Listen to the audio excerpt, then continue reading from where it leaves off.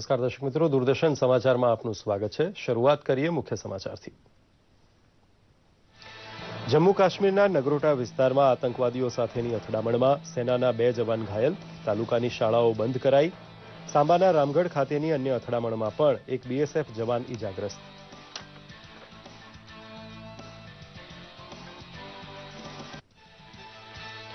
Reserve બેન્કે કાયદેસરની not જમા રકમમાં વર્તમાન ઉપાડની મર્યાદામાં કર્યો વધારો। 10 નવેમ્બરથી 29 નવેમ્બર વચ્ચે 8.44 લાખ કરોડ બેંકમાં જમા કરાયા કે બદલાયા, જ્યારે 2.16 લાખ કરોડ રૂપિયાનો ઉપાડ।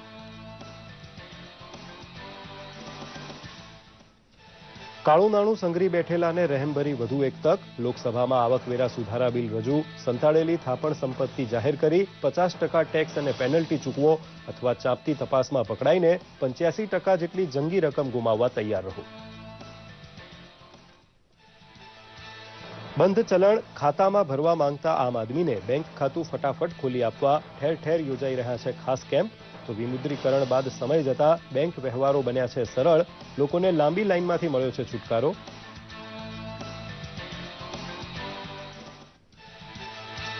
ગુજરાતમાં વાપી સહિત 2 નગરપાલિકાઓની સામાન્ય સહિત 132 બેઠકો માટે 27મીએ યોજાયેલ પેટા ચૂંટણી માટે મતગણતરી ચાલુ।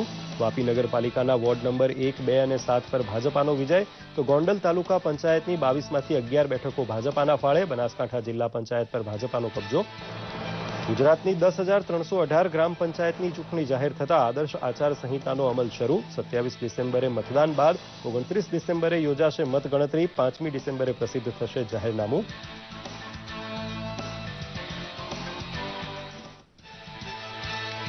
મુખ્યમંત્રીની અધ્યક્ષતામાં મળેલી સ્ટેટ લેવલ એમ્પાવર્ડ કમિટીની બેઠકમાં 807 હેક્ટરમાં 13 નવા ઔદ્યોગિક પાર્કની સ્થાપનાને મંજૂરી।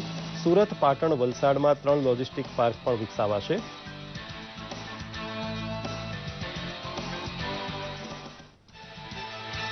અને મોહાલી ટેસ્ટ મેચ પર ભારતની મજબૂત પકડ। ભારતની પ્રથમ દાવની 134 રનની સરસાઈ સામે બીજા દાવમાં આજે ચોથા દિવસે પણ ઇંગ્લેન્ડનો વિકેટ પડવાનો સિલસિલો ચાલુ।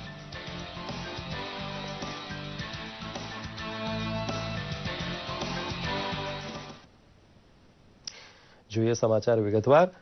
જમ્મુ કાશ્મીરમાં 2 સ્થળોએ લશ્કરી જવાનો અને ત્રાસવાદીઓ વચ્ચે અથડામણ ચાલુ છે। નગરોટામાં લશ્કરી ટુકડીએ એક વિસ્તારને કોર્ડન કર્યો છે। આ વિસ્તારમાં કેટલાક ત્રાસવાદીઓ છુપાયા હોવાની શંકા છે। બંને તરફથી હાલ ગોળીબાર ચાલુ છે। આ ગોળીબારમાં લશ્કરના 2 જવાન ઈજાગ્રસ્ત બન્યા છે। દરમિયાન સાંબાના રામગઢ ખાતે પણ બીએસએફ અને ત્રાસવાદીઓ વચ્ચે અથડામણ ચાલુ છે। આ અથડામણમાં એક જવાન ઘાયલ થયો છે। સાંબા વિસ્તારનો રામગઢ વિસ્તાર આંતરરાષ્ટ્રીય બોર્ડરથી નજીક છે, ત્યાં આજે સવારથી બંને બાજુથી જોરદાર ગોળીબાર ચાલી રહ્યો છે। બીએસએફ દ્વારા વિસ્તારની ઘેરાબંધી કરીને આ વિસ્તારમાં આવેલા ખેતરમાં ઘાસની ઝૂંપડીમાં છુપાયેલા ત્રાસવાદીઓ ગોળીબાર કરી રહ્યા છે। બીએસએફ દ્વારા જોરદાર વળતો જવાબ આપવામાં આવી રહ્યો છે। બેંકોને આપેલા નવા નિર્દેશમાં રિઝર્વ બેન્ક ઓફ ઇન્ડિયાએ કહ્યું છે કે 29મી નવેમ્બર 2016 અથવા ત્યારબાદ કાયદેસરની માન્ય નોટ જમા કરાવતા ઉપાડની મર્યાદામાં છૂટ આપવામાં આવશે। બેંકમાં કાયદેસરની ચલણી નોટ જમા કરાવવા માટે પ્રોત્સાહન આપવાની દિશામાં આ પગલું ભરવામાં આવી રહ્યું છે। એટલે કે કોઈ વ્યક્તિ 4,000ની રકમ 2,000 અથવા 500ની નવી નોટ ઉપરાંત 100, 50, 20 કે 10ની નોટમાં જમા કરે છે તો ઉપાડ રકમ 4,000 સુધી વધી જશે, જે 24,000ની સાપ્તાહિક મર્યાદાથી ઉપર હશે। જોકે જૂની નોટ જમા કરાવવાના કેસમાં કોઈ રાહત અપાઈ નથી। દરમિયાન રિઝર્વ બેન્કની એક અખબારી યાદીમાં જણાવાયું છે કે 10 નવેમ્બરથી 27 નવેમ્બર વચ્ચે બેન્કોમાં 33,948 કરોડ રૂપિયા બદલાયા છે। આ જ સમયગાળામાં દેશભરમાં બેન્કોમાં 8,11,033 કરોડ રૂપિયા જમા થયા છે। આમ દેશભરની બેન્કોમાં કુલ 8,44,982 કરોડ રૂપિયાની લેણદેણ થઈ છે। આ ઉપરાંત જનતાએ 10થી 27 નવેમ્બર દરમિયાન બેંક ખાતામાંથી 2,16,617 કરોડ રૂપિયા ઉપાડ્યા છે, જેમાં બેંક કાઉન્ટર અને એટીએમમાંથી કાઢેલા નાણાંનો પણ સમાવેશ થાય છે।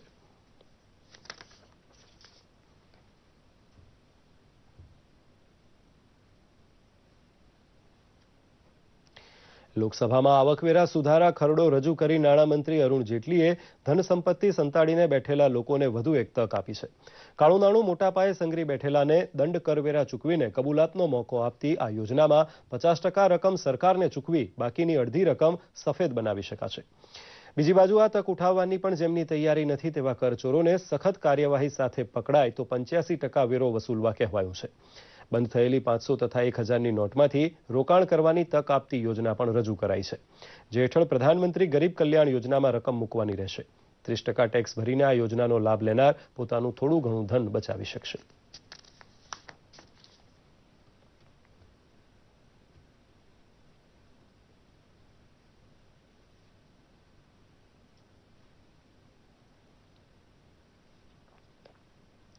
ગુજરાતમાં સ્થાનિક સ્વરાજ્યની સંસ્થાઓની 27મી નવેમ્બરે યોજાયેલ સામાન્ય અને પેટા ચૂંટણીઓ માટે મતગણતરી હાથ ધરાઈ છે. વલસાડ જિલ્લાની સૌથી મોટી વાપી ઉપરાંત સુરતની કનકપુર કંસાળ નગરપાલિકાની કુલ 72 બેઠકો માટે સામાન્ય ચૂંટણી યોજાઈ હતી. વાપીની 44 તો કનકપુર કંસાળની 28 બેઠકો માટે યોજાયેલ સામાન્ય ચૂંટણી માટે કુલ 148 ઉમેદવારોનું આજે ઈવીએમમાંથી ભાવિ ખુલશે. આ માટેના પરિણામ કેન્દ્રો પર સવારે 8 વાગ્યાથી કડક સુરક્ષા બંદોબસ્ત વચ્ચે મતગણતરી ચાલી રહી છે. વાપી નગરપાલિકાના વોર્ડ નંબર 1, 2 અને 7 ભાજપાને ફાળે ગયા છે, તો કોંડલ તાલુકા પંચાયતની મધ્યસત્ર ચૂંટણીમાં 22માંથી 11 બેઠકો ભાજપાને જ્યારે 1 બેઠક કોંગ્રેસને ફાળે ગઈ છે. તો વિવિધ નગરપાલિકાઓની 16 બેઠકો, જિલ્લા પંચાયતની 4 અને તાલુકા પંચાયતની 9 બેઠકોની પેટા ચૂંટણીમાં પણ 64 ઉમેદવારોના પરિણામ માટે વિવિધ કેન્દ્રો પર મતગણતરી હાથ ધરાઈ છે. બનાસકાંઠા જિલ્લા પંચાયતની 2 બેઠકોની પેટા ચૂંટણીમાં નાંદોદરા ઠાકોરવાસ બેઠક ભાજપને ફાળે જતા ભાજપાને જરૂરી 28 બેઠક મળી ગઈ છે અને જિલ્લા પંચાયત પર ભાજપાએ કબજો કર્યો છે. ઉલ્લેખનીય છે કે આ ચૂંટણીઓમાં સરેરાશ 55% મતદાન નોંધાયું હતું. રાજ્યની 10,318 ગ્રામ પંચાયતો માટે 27મી ડિસેમ્બરે મતદાન થશે. રાજ્ય ચૂંટણી પંચ દ્વારા પત્રકાર પરિષદમાં સત્તાવાર જાહેરાત કરાઈ હતી. મતગણતરી 29મી ડિસેમ્બરે થશે. જાહેરનામું 5 ડિસેમ્બરે પ્રસિદ્ધ કરવામાં આવશે. ઉમેદવારી પત્રો રજૂ કરવાની છેલ્લી તારીખ 10મી ડિસેમ્બર રહેશે અને ચકાસણી 12 ડિસેમ્બરે હાથ ધરાશે. તેમજ ઉમેદવારી પત્ર પાછું ખેંચવાની છેલ્લી તારીખ 14મી ડિસેમ્બર રહેશે.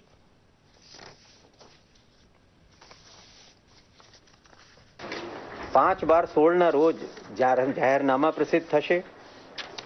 ચૂંટણીની નોટિસ પણ પ્રાંત અધિકારી દ્વારા 5/12/16 રોજ થશે. ઉમેદવારી પત્રો રજૂ કરવાની છેલ્લી તારીખ 10/12/16 રહેશે. ઉમેદવારી પરત ખેંચવાની તારીખ 14/12/16 રહેશે. મતદાનની તારીખ અને સમય 27/12/16 રહેશે. સવારના 8 વાગ્યાથી સાંજના 5 વાગ્યા સુધી. પુનઃ મતદાનની તારીખ જો જરૂર જણાય તો 28/12/16 રહેશે અને મતગણતરીની તારીખ 29/12/16 રહેશે. આ ચૂંટણી જાહેર આજે આપણે કરીએ છીએ ત્યારથી આદર્શ આચાર સંહિતાનો અમલ ચાલુ થઈ જાય છે. આ ચૂંટણીમાં સૌપ્રથમ વાર આપણે નોટાના અમલ કરીએ છીએ અને દરેકને નોટા માટેનો અધિકાર રહેશે અને એના માટે જે પ્રમાણે હાઈકોર્ટના આદેશ થયા છે એ પ્રમાણે એનો અમલ થશે. સાથે સૌપ્રથમ વખત આટલી મોટી સંખ્યામાં ગ્રામ પંચાયતોના રિઝલ્ટ પણ લોકો ડેશબોર્ડ દ્વારા જોઈ શકે એના માટેની ખાસ વ્યવસ્થા કરવામાં આવી છે. જે મતગણતરી થશે એ મતગણતરીની સાથે જ દરેક ગ્રામ પંચાયતના સભ્યોના, દરેક ગ્રામ પંચાયતના સરપંચના રિઝલ્ટ અપલોડ કરવામાં આવશે, જે વેબસાઇટ ઉપરથી જોઈ શકાશે. જે ઓર્ડિનન્સ બહાર પાડવામાં આવ્યા છે એમાં એ છે કે જે ગ્રામ પંચાયતોના વિભાજન થયા હોય અથવા તો જે અમલગમેટ થઈ હોય એમાં જો ચૂંટણી થાય તો એ 5 વર્ષ માટે અમલી રહેશે. અત્યાર સુધીમાં જે સમય બાકી હતો એના પૂરતું જ અમલી રહેતો હતો. એટલે એનો અમલ તો જેની ચૂંટણી થશે એના ઉપર થશે. એ 5 વર્ષ માટે રહેશે. આ જાહેરનામા જે ઓર્ડિનન્સ થયા એ પ્રમાણે. મુખ્યમંત્રી વિજયભાઈ રૂપાણીના અધ્યક્ષ સ્થાને મળેલી રાજ્ય સ્તરની એમ્પાવર્ડ કમિટીની બેઠકમાં રાજ્યમાં ઔદ્યોગિક પાર્ક તેમજ લોજિસ્ટિક પાર્ક માટેની આવેલી અરજીઓની સમીક્ષા કરીને તેને સૈદ્ધાંતિક મંજૂરી આપવાનો નિર્ણય કરવામાં આવ્યો હતો. આ બેઠકમાં 13 નવા ઔદ્યોગિક પાર્ક માટે 807.66 હેક્ટર જેટલી જમીનમાં ઔદ્યોગિક પાર્ક યોજના હેઠળ નવા ઉદ્યોગ વિકસાવવા માટેની મંજૂરી આપવામાં આવી હતી. નવા ઉદ્યોગ પાર્કમાં ખાનગી ઉદ્યોગકારો ₹2,494 કરોડનું મૂડીરોકાણ કરશે તેવી સંભાવનાઓ અંગે ચર્ચા કરવામાં આવી હતી. નવા ઔદ્યોગિક પાર્ક મંજૂર થવાના પરિણામે અમદાવાદ, વિરમગામ, સાણંદ, બાવળા, માંડલ તાલુકો તથા વડોદરાના કરજણ, મહેસાણા, કડી, ખેડાના ખેડા તાલુકાના તેમજ સુરતના કામરેજ તાલુકાના ઉદ્યોગકારોને જમીન, પ્લોટ અને આંતરમાળખાકીય સુવિધાઓ સરળતાથી ઉપલબ્ધ બનશે. આ બેઠકમાં સુરત, વલસાડ અને પાટણમાં 3 લોજિસ્ટિક પાર્ક ખાનગી ઉદ્યોગકારો દ્વારા વિકસાવવા માટેની મંજૂરી પણ અપાઈ હતી. 71 હેક્ટર વિસ્તારમાં લોજિસ્ટિક પાર્કમાં સંભવતઃ રૂપિયા 335 કરોડનું મૂડીરોકાણ થશે. નવા ઉદ્યોગ શરૂ થવાથી સ્થાનિક રોજગારીની વ્યાપક તક ઉપલબ્ધ બનશે. આ બેઠકમાં ઉદ્યોગ, નાણાં, મહેસૂલ અને જીઆઈડીસીના ઉચ્ચ અધિકારીઓ ઉપસ્થિત રહ્યા હતા. રાજ્યભરની બેંકોમાં નાણાં ઉપાડ અને જમા કરવાની કામગીરી સુપેરે ચાલી રહી છે. સરકારે બેંકોમાંથી નોટ બદલવાની કામગીરી બંધ કરતા બેંકના કર્મચારીઓને થોડી રાહત મળી હતી. અરવલ્લી જિલ્લાની વિવિધ બેંકોમાં પણ લોકો નાણાં ભરવા અને નાણાં ઉપાડવા માટે આવતા જોવા મળ્યા હતા. કેટલાક ખેડૂતો બિયારણ માટે નાણાં મેળવવા તો કેટલાક નોકરિયાતો પૈસા ઉપાડવા આવી રહ્યા છે. ઘણા લોકો 500 અને 1000ની જૂની નોટ જમા કરવા આવી રહ્યા છે. પણ એકંદરે થોડા દિવસ પહેલા જ સામાન્ય નજરે ચડતી લાંબી લાઇનના દ્રશ્યો હવે જોવા મળતા નથી.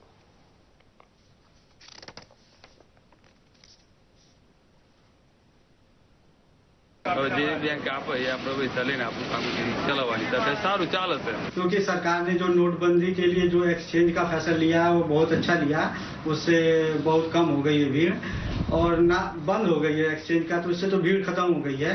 और जो रेगुलर खाते हैं, जो लेबर देवर के लिए हैं, लोग पैसे जमा कर रहे हैं, ले रहे हैं, उस हिसाब से भीड़ अभी नॉर्मल चल रही है. સરકારે જે નોટો એક્સચેન્જની બંધ કર્યા પછી બેંકોમાં ભીડ બહુ ઓછી જોવા મળેલ છે. કેન્દ્ર સરકારના વિમુદ્રીકરણના નિર્ણય બાદ જનધન યોજનાના ખાતામાં લોકોએ કરોડો રૂપિયા જમા કરાવ્યા છે. ત્યારબાદ સરકારનો અભિગમ જનધન ખાતા તરફ વધી રહ્યો હોય તેમ લાગી રહ્યું છે. વધુ જનધન ખાતા ખોલવા તરફ ભાર મુકાઈ રહ્યો છે, જેના પગલે બેંકો દ્વારા થતી કામગીરી ગામડાના ઘર ઘર સુધી પહોંચી રહી છે.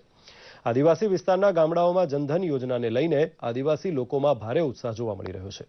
આદિવાસીઓના ઝીરો બેલેન્સે ખાતા ખુલે છે અને આદિવાસીઓને મળતા સરકારી લાભો સીધા ખાતામાં જમા થઈ શકે છે. હાલમાં આદિવાસી વિસ્તારમાં 25 જેટલી બેંકો દ્વારા નિમણૂક કરાયેલ બેંક કોઓર્ડિનેટર દ્વારા આ કામગીરી હાથ ધરાઈ છે. એક બીસી છે મારા બેંક ઓફ બરોડા અંબાજી બ્રાન્ચમાં, જે લોકો પોતાના ગામના દરેકના ઘરે જઈ અને પોતાના એકાઉન્ટ, દરેક જે લોકો એકાઉન્ટ વગર વંચિત રહેલા એમના એકાઉન્ટ ખોલવાનું કામ ચાલુ છે.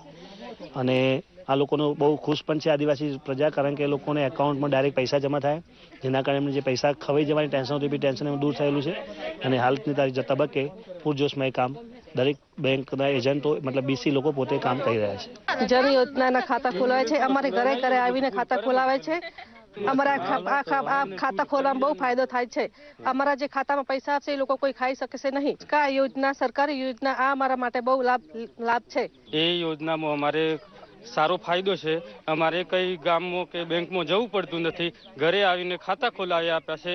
અને એ જે કોઈ લાભ હોય એ અમારા સીધા ખાતાની અંદર પડશે અને કોઈ વચ્ચેમાં કોઈ ખાઈ પણ શકે નહીં. જનધન યોજનાના જે ખાતા ખોલીએ છીએ એમાં જે વચેટિયા તમારા જે કોઈ લાભ ઉઠાઈ જતા એ કોઈ ઉઠાઈ ન જાય.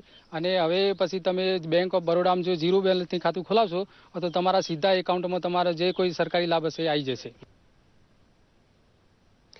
ડિજિટલ ઇન્ડિયાને સાકાર કરવા દમણ દીવ માટે દીવ જિલ્લા કલેક્ટર PS સોનીના અધ્યક્ષસ્થાને દીવ નગરપાલિકા હોલ ખાતે કેશલેસ ટ્રાન્ઝેક્શન માટે એક સેમિનાર યોજાયો હતો. આ સેમિનારમાં chamber of commerce, liquor association, rickshaw association, trade union અને બેંકના પ્રતિનિધિઓ હાજર રહ્યા હતા. આ સેમિનારમાં બેંકના કર્મચારીઓ દ્વારા કેશલેસ વ્યવહાર કઈ રીતે અપનાવી શકાય તેની માહિતી આપવામાં આવી હતી, તેમજ વિડીયો દ્વારા વિસ્તૃત સમજણ આપવામાં આવી હતી. વિમુદ્રીકરણ બાદ પ્રજાને વ્યવહારમાં મુશ્કેલી પડી રહી છે તે દૂર કરવાના સરળ ઉપાયના ભાગરૂપે credit card, debit card, internet banking, online ખરીદી, POS મશીન જેવા કેશલેસ માધ્યમનો ઉપયોગ કેવી રીતે કરવો તેની સમજણ આપવામાં આવી હતી.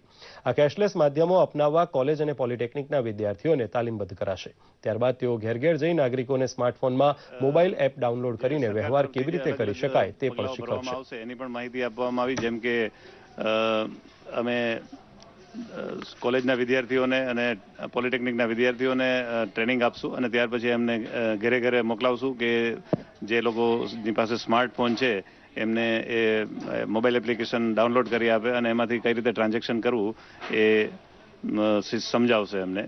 આ ઉપરાંત ભારત અને ઇંગ્લેન્ડ વચ્ચે મોહાલીમાં ચાલી રહેલી ત્રીજી ટેસ્ટ મેચના ચોથા દિવસે આજે ઇંગ્લેન્ડની ટીમે બીજા દાવમાં 4 વિકેટે 78 રનથી આગળ રમત ધપાવી છે.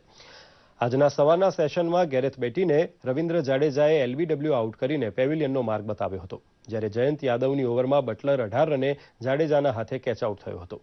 છેલ્લા સમાચાર મુજબ ઇંગ્લેન્ડના બીજા દાવમાં 6 વિકેટે 130 રન થયા છે. ભારત પાસે પ્રથમ દાવની 134 રનની સરસાઈ છે.